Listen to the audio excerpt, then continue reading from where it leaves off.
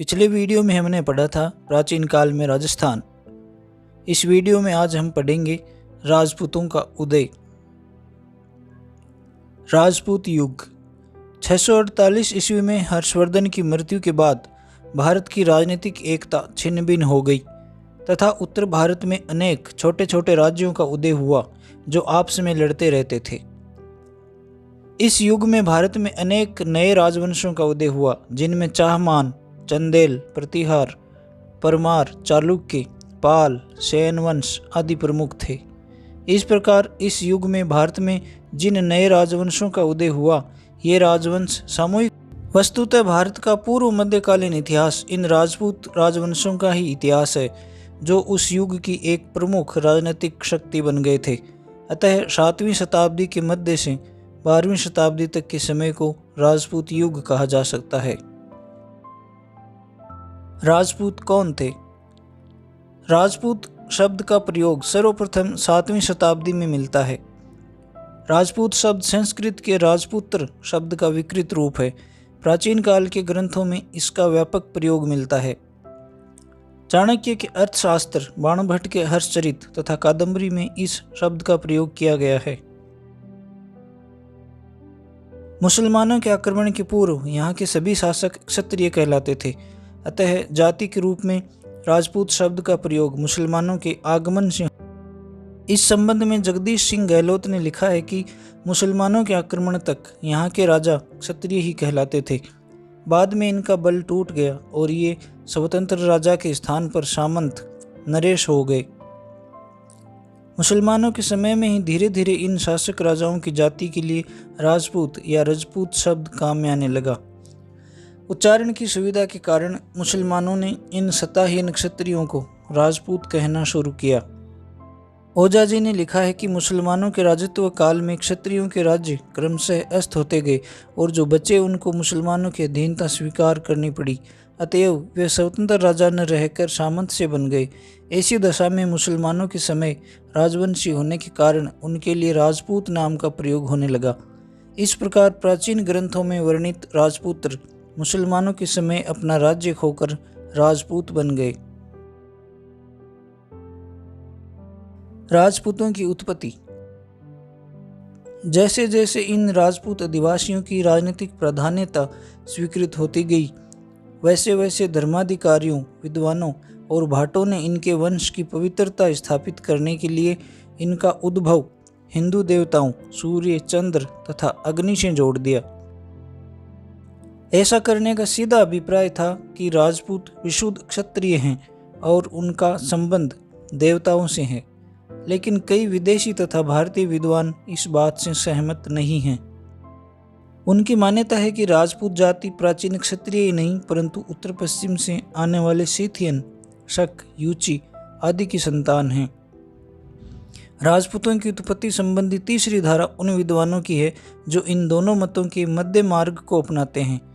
उनके अनुसार राजपूतों में क्षत्रिय रक्त प्रवाहित था परंतु क्षत्रिय जाति में एक इक्ष्वाकु ही नहीं वरन कुषाण, शक आदि अनार्य जातियां भी सम्मिलित थी।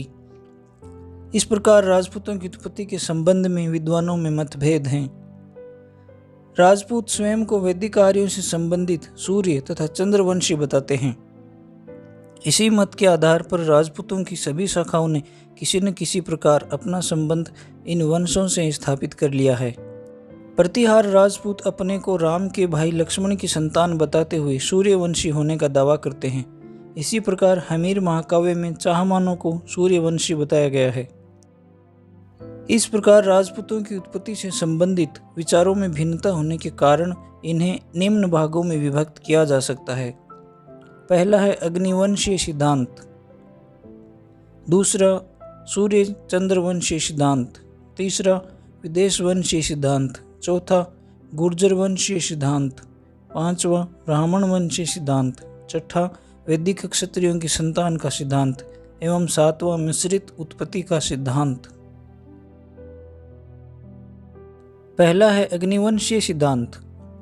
अग्निवंशीय सिद्धांत के अनुसार राजपूतों की उत्पत्ति विशुद्ध क्षत्रियों से हुई है अर्थात राजपूत जाति प्राचीन क्षत्रिय जाति है।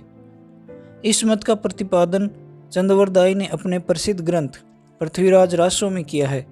उसके मतानुसार राजपूतों के 4 वंश प्रतिहार, परमार, चालुक्य और चौहान वशिष्ठ के यज्ञ कुंड से राक्षसों के संहार के लिए उत्पन्न किए गए। ऐसा करना इसलिए आवश्यक हो गया कि वे राक्षस ऋषियों के यज्ञ को हाड़, मांस, विष्ठा, मूत्रादिक के द्वारा अपवित्र करते थे। अग्निवंशीय सिद्धांत का प्रसार 13वीं से 18वीं शताब्दी तक इस कथानक का प्रचार भाटों के द्वारा खूब होता रहा। नैणसी और सूर्यमल मिश्रण ने इस आधार को लेकर उसको और बढ़ाया। इन चारों वंशों के राजपूतों ने इस मत को अपनी विशुद्धता की पुष्टि करने के लिए अपना लिया। अग्निवंशीय सिद्धांत का विश्लेषण। विद्वानों ने राजपूतों की उत्पत्ति के अग्निवंशीय सिद्धांत के पक्ष में निम्न तर्क प्रस्तुत किए हैं। कर्नल टोड ने इस मत को अपने मत विदेशवंशीय सिद्धांत की पुष्टि में मान्यता दी है। क्रुक ने अग्निवंशीय कथानक को इसका विदेशियों को शुद्ध करने का आयोजन बताते हुए उसकी प्रामाणिकता पर बल दिया है। गोपीनाथ शर्मा ने लिखा है कि ऐसा प्रतीत होता है कि चंद्रवरदायी वशिष्ठ द्वारा अग्नि से इन वंशों की उद्भूति से यह अभिव्यक्त करता है कि जब विदेश सत्ता से संघर्ष करने की आवश्यकता हुई तो इन 4 वंशों के राजपूतों ने अपने आप को शत्रुओं से मुकाबला करने को सजग कर दिया। यदि चंद्रवरदायी वास्तव में इन वंशों को अग्निवंशीय मानता होता तो वह अपने ग्रंथ में स्पष्ट रूप से राजपूतों की 36 शाखाओं को सूर्य, चंद्र और यादव वंशीय नहीं लिखता। विपक्ष में तर्क। अग्निवंशीय सिद्धांत के विपक्ष में अनेक विद्वानों ने निम्न तर्क प्रस्तुत किए हैं। पहला है, संपूर्ण अग्निवंशीय कथानक बनावटी व अव्यवहारिक है तथा ऐतिहासिक तथ्य से रिक्त है। डॉक्टर ओझा ने लिखा है कि रासों की मौलिकता की प्रमाणिकता के अभाव में इसका सहारा लेकर जो विद्वान इन 4 राजपूत वंशों को अग्निवंशीय मानते हैं, यह उनकी हठधर्मिता है। डॉक्टर दशरथ शर्मा का मत है कि ये भाटों की कल्पना की एक उपज मात्र है। श्री जगदीश सिंह गहलोत के अनुसार यह सब पृथ्वीराज रासों के रचयिता के दिमाग की उपज है। आधुनिक खोज के अनुसार अग्निवंशी कोई स्वतंत्र वंश नहीं माना जा सकता है। डॉक्टर गोपीनाथ शर्मा का कथन है कि अग्निवंशीय मत केवल मात्र कवियों की मानसिक कल्पना का फल है। कोई इतिहास का विद्यार्थी ये मानने के लिए उद्यत नहीं हो सकता कि अग्नि से भी योद्धाओं का सृजन होता है। डॉक्टर ईश्वरी प्रसाद का कथन है कि पृथ्वीराज रासों में बहुत सी कल्पित कहानियां हैं, अतः उन पर विश्वास नहीं करना चाहिए। इस प्रकार अनेक इतिहासकारों ने इस मत को काल्पनिक बताते हुए इसकी सत्यता में संदेह व्यक्त किया है। दूसरा सिद्धांत है सूर्य और चंद्रवंशीय सिद्धांत। डॉक्टर ओझा ने राजपूतों को चंद्रवंशीय और सूर्यवंशीय बताया है। विभिन्न शिलालेखों और साहित्यिक ग्रंथों का प्रमाण देते हुए उन्होंने ये मत प्रकट किया है कि राजपूत प्राचीन क्षत्रियों के ही वंशधर हैं, और जो लेखक ऐसा नहीं मानते उनका कथन प्रमाण शून्य है। ग्वालियर अभिलेख से ज्ञात होता है कि प्रतिहार अपने को सूर्यवंशीय क्षत्रिय मानते हैं। चंदेल अपने आप को चंद्रमा की संतान मानते हैं। सूर्य चंद्रवंशीय मत का विश्लेषण। सूर्य चंद्रवंशीय मत के पक्ष विपक्ष में अग्र तर्क दिए जाते हैं। पक्ष में तर्क। पहला है, सूर्य चंद्रवंशीय मत की पुष्टि करते हुए श्री गहलोत ने लिखा है कि वर्तमान राजपूतों के राजवंश वैदिक और पौराणिक काल में राजन्य, उग्र, क्षत्रिय आदि नामों से प्रसिद्ध सूर्य व चंद्रवंशीय क्षत्रियों की ही संतान हैं। ये न तो विदेशी ही हैं और न विधर्मियों के वंशज ही, जैसा कि कुछ यूरोपियन लेखकों ने अनुमान किया है। विपक्ष में तर्क। इस मत को सभी राजपूतों की उत्पत्ति के लिए स्वीकार करना आपत्तिजनक है, क्योंकि राजपूतों को सूर्यवंशी बताते हुए उनके वंश क्रम को इक्ष्वाकु से जोड़ दिया गया, जो प्रथम सूर्यवंशी राजा था। डॉक्टर गोपीनाथ शर्मा का कथन है कि सूर्य और चंद्रवंशीय समर्थक भाटों ने तो राजपूतों का संबंध इंद्र, पद्मनाभ, विष्णु आदि से बताते हुए एक काल्पनिक वंशक्रम बना दिया है। इससे स्पष्ट है कि जो लेखक राजपूतों को चंद्रवंशीय या सूर्यवंशीय मानते हैं, वे भी इनकी उत्पत्ति के विषय में किसी निश्चय पर नहीं पहुंच पाए हैं। इस मत की प्रामाणिकता में अनेक इतिहासकारों का विश्वास है, परंतु फिर भी आज के वैज्ञानिक युग में इस कथन को सत्य स्वीकार नहीं किया जा सकता है। तीसरा है विदेश वंशीय सिद्धांत। राजपूताना के प्रसिद्ध इतिहासकार कर्नल टोड ने राजपूतों को शक और सीथियन बताया है। डॉक्टर स्मिथ ने भी इस विदेशी होने के मत को स्वीकार किया है और बताया है कि शक और यूची की भांति गुर्जर और होण जातियां भी शीघ्र ही हिंदू धर्म में मिलकर हिंदू बन गई। वे लिखते हैं कि परिहार और उत्तर के कई दूसरे प्रसिद्ध राजपूत वंश इन्हीं जंगली समुदायों से निकले हैं, जो ईस्वी संवत की 5वीं या 6ठी सदी में भारतवर्ष में आए थे। इन्होंने हिंदू धर्म स्वीकार कर लिया और इन्हीं से चंदेल, राठौड़, गढ़वाल आदि प्रसिद्ध राजपूत वंश निकले और उन्होंने अपनी उत्पत्ति को प्रतिष्ठित बताने के लिए उसे सूर्य चंद्र से जा मिलाया। दूसरी तरफ टोड की पुस्तक के संपादक विलियम क्रुक का मत है कि जो शक, सीथियन और हूण आदि विदेशी जाति समूह हिंदू समाज में स्थान पा चुके थे और देश रक्षक के रूप में सम्मान प्राप्त कर चुके थे, उन्हें महाभारत तथा रामायणकालीन क्षत्रियों से संबंधित कर दिया गया और उन्हें सूर्य या चंद्रवंशीय मान लिया गया। टोड महोदय ने राजपूतों को शक व सीथियन प्रमाणित करने के लिए तर्क दिया है कि राजपूतों के रीति रिवाज शक, सीथियन और हूणों से मिलते हैं, जैसे अश्व पूजा, अश्वमेध, अस्त्र पूजा, अस्त्र शिक्षा, उत्तेजक सुरा के प्रति अनुराग, अंधविश्वास, भाटों की प्रथा, समाज में स्त्रियों का स्थान आदि रीति रिवाज शक व सीथियन लोग पाए जाते थे। अतः दोनों जातियां एक ही हैं। विदेशी सिद्धांत की आलोचना। डॉक्टर ओझा का मत है कि शक, कुषाण या हूणों की जिन जिन रस्मों रिवाज व परंपराओं का उल्लेख कर्नल टोड ने साम्यता बताने के लिए किया है, वे भारतवर्ष में अतीत काल में ही प्रचलित थी। अतः इनको इन विदेशी जातियों से जोड़ना निराधार है। उन्होंने उनके प्रमाणों का उल्लेख करते हुए ये सिद्ध किया है कि नंदवंश के पहले और बाद में भी क्षत्रिय विद्यमान थे। उन्होंने स्पष्ट किया है कि राजपूतों के रीति रिवाज शक व कुषाणों के आने के पूर्व भी भारत में प्रचलित थे। सूर्य की पूजा भारत में वैदिक काल से ही प्रचलित थी और अश्वमेध यज्ञ भी पहले से ही ज्ञात था, जैसा कि महाकाव्यों के साक्ष्य से प्रमाणित होता है।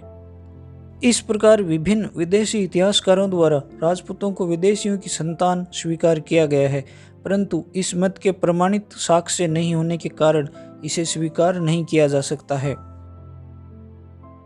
चौथा है गुर्जर वंश का मत। डॉक्टर भंडारकर ने राजपूतों को गुर्जर वंशीय बताते हुए विदेशी वंशीय मत को पुष्ट किया है। उनकी मान्यता है कि गुर्जर जाति भारतवर्ष के उत्तर पश्चिमी भाग में फैली हुई थी और उसका श्वेत हूणों के साथ निकट का संबंध था। ये दोनों विदेशी जातियां थीं, क्योंकि पुराणों में गुर्जर और हूणों को विदेशी जातियां बताया गया है। इस संदर्भ में वे आगे स्पष्ट करते हैं कि अग्निवंशीय प्रतिहार, परमार, चालुक्य और चौहान भी गुर्जर थे, क्योंकि राजौर अभिलेख में प्रतिहारों को गुर्जर कहा गया है। राष्ट्रकूट और अरब यात्री भी प्रतिहारों को गुर्जर बताते हैं। आलोचना। वैद्य महोदय ने अपनी पुस्तक हिस्ट्री ऑफ मिडिएवल इंडिया में इस मत का खंडन करते हुए कहा है कि प्रतिहारों को गुर्जर कहा गया है वह जाति की संज्ञा से नहीं, वरन उनका देश विशेष गुजरात पर अधिकार होने के कारण ही राष्ट्रकूटों ने तथा अरब यात्रियों ने भी उन्हें भूमि विशेष से संबंधित होने के कारण गुर्जर कहा है। ऐसी स्थिति में इन्हें गुर्जर वंशीय नहीं ठहराया जा सकता। श्री वैद्य के अनुसार कन्नौज के प्रतिहारों ने स्वयं को कभी गुर्जर नहीं कहा। उन्होंने अपने अभिलेखों में स्वयं को सूर्यवंशीय कहा है। इसके अतिरिक्त मानवीय शास्त्र का ज्ञान ये बतलाता है कि गुर्जर विदेशियों की संतान नहीं थे, वे विशुद्ध आर्य थे। ब्राह्मण वंशीय। डॉक्टर भंडारकर ने राजपूतों की उत्पत्ति से संबंधित दूसरा मत यह प्रतिपादित किया है कि कुछ राजपूत वंश धार्मिक वर्ग से भी संबंधित थे जो विदेशी थे। इस मत की पुष्टि हेतु उन्होंने बिजोलिया शिलालेख को प्रस्तुत किया है, जिसमें वासुदेव के उत्तराधिकारी सामंत को वत्स गोत्रीय ब्राह्मण बताया गया है। उसके अनुसार राजशेखर ब्राह्मण का विवाह अवंती सुंदरी के साथ होना चौहानों का ब्राह्मण वंश से उत्पन्न होने का एक अकाट्य प्रमाण है। कायम खां रासों में भी चौहानों की उत्पत्ति वत्स से बताई गई है। इस बात की पुष्टि आबू अभिलेख से भी होती है। इस आधार पर डॉक्टर भंडारकर गुहिल राजपूतों की उत्पत्ति को नागर ब्राह्मणों से होना बताते हैं। डॉक्टर गोपीनाथ शर्मा ने भी इस मत का समर्थन करते हुए लिखा है कि मेरी कुंभलगढ़ प्रशस्ति द्वितीय पट्टिका की खोज और उसके पद्यांशों का संपादन मुझे इस निर्णय पर पहुंचाते हैं कि बापा रावल जो गुहिल वंशीय थे, आनंदपुर के ब्राह्मण वंश से थे और जिन्होंने नागदा में आकर हरित ऋषि की अनुकंपा से शासन की प्रतिष्ठा को प्राप्त किया। बापा के पीछे भर्तृहरि भट्ट को भी 400 अभिलेख में ब्रह्म, क्षत्रिय तथा द्विज इसलिए कहा है कि उसे ब्राह्मण संज्ञा से क्षत्रियत्व प्राप्त हुआ था। इसके अतिरिक्त विपर शब्द का उपयोग पुराने लेखों में जो इन राजपूत वंशों के लिए किया गया है उनका ब्राह्मण होना सिद्ध करता है। भारतवर्ष का इतिहास ऐसे कई उदाहरणों को उपस्थित करता है जहां प्रारंभ में ब्राह्मण होते हुए कई राजवंश क्षत्रिय पद को प्राप्त हुए। ऐसे वंशों में कणव और शुंग वंश मुख्य। डॉक्टर दशरथ शर्मा ने इस मत को स्वीकार नहीं किया है। उनका मानना है कि राजपूतों की उत्पत्ति ब्राह्मणों से नहीं हुई थी, वरन वे प्राचीन क्षत्रियों की संतान हैं। अगला सिद्धांत है मिश्रित उत्पत्ति का सिद्धांत। कुछ विद्वानों के मतानुसार राजपूत न पूर्णतया भारतीय थे और न ही पूर्ण रूप से विदेशी। कुछ राजपूत क्षत्रियों की संतान हैं और कुछ विदेशियों में से हैं। शक, कुषाण, हूण आदि अनेक विदेशी जातियों ने भारत में अपने राज्यों की स्थापना की तथा उन्होंने अपने संबंध प्राचीन क्षत्रियों से स्थापित कर लिए। धीरे धीरे उनमें वैवाहिक संबंध भी होने लगे और फिर भारत के समस्त राजपूत एक जाति के सूत्र में बंध गए। डॉक्टर ईश्वरी प्रसाद का कथन है कि इसमें कोई संदेह नहीं कि विदेशी जातियों जो भारत में आकर बसी उन्होंने सामाजिक वर्गों को पुनर्व्यवस्थित किया और राजनीतिक शक्ति उन्हीं के पास होने के कारण उनके ब्राह्मण सलाहकारों द्वारा उन्हें प्राचीन क्षत्रियों से जोड़ा गया। परंतु अनेक इतिहासकार इस कथन को स्वीकार नहीं करते।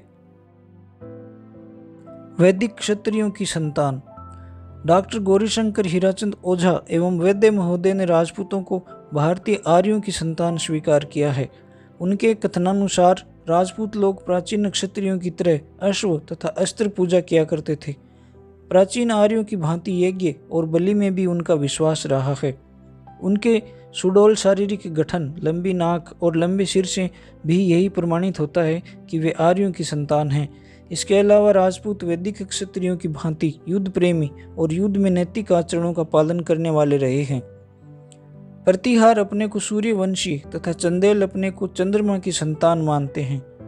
हमीर महाकाव्य में चाहमान को सूर्य पुत्र बताया गया है। रामायण तथा महाभारत में क्षत्रियों के लिए जो नैतिक आचरण के नियम बताए गए हैं उनका पालन राजपूतों ने मुसलमानों से हुए युद्धों में किया था। डॉक्टर ओझा व श्री वैद्य की इस मत की भी अनेक इतिहासकारों द्वारा आलोचना की गई है, परंतु फिर भी ये मत उपरोक्त अन्य सभी मतों से अधिक वजनदार है। निष्कर्ष। उपर्युक्त विवरण से स्पष्ट है कि राजपूतों की उत्पत्ति के संबंध में विद्वानों के मत सर्वसम्मत नहीं है। श्री वैद्य महोदय अग्निकुंड की कथा को कल्पना मात्र मानते हैं। मनुस्मृति में प्रजा की रक्षा करने वाला क्षत्रिय माना गया है। इस आधार पर राजपूत भी प्राचीन क्षत्रिय आर्य थे। डॉक्टर ओझा और डॉक्टर दशरथ शर्मा ने भी राजपूतों को आर्य क्षत्रियों की संतान और भारत का मूल निवासी माना है। विदेशी इतिहासकारों द्वारा राजपूतों को विदेशियों की संतान स्वीकार करना युक्ति संगत नहीं है। इसके अतिरिक्त राजपूतों ने वैदिक सभ्यता और संस्कृति को सुरक्षित रखने के लिए अपूर्व वीरता प्रदर्शित की थी। विदेशियों की संतानें कभी भी वैदिक सभ्यता और संस्कृति को सुरक्षित रखने के लिए इतनी वीरता नहीं दिखा सकती थी। ऐसी परिस्थिति में अधिकांश विद्वान राजपूतों को भारतीय आर्यों के वंशज स्वीकार करते हैं। डॉक्टर कानूनगो ने ठीक ही लिखा है कि अग्निकुंड की कहानी इस प्रगति के युग में नहीं चल सकती। उनकी सूर्य अथवा चंद्रमा से उत्पत्ति एक काल्पनिक सत्य हो सकती है। राजपूत चाहे किसी भी रूप में जन्मे हों, लेकिन यह सत्य है कि इतिहास में उन्होंने महाकाव्य काल के क्षत्रियों की परंपराओं को बनाए रखा है। इस वीडियो में इतना ही।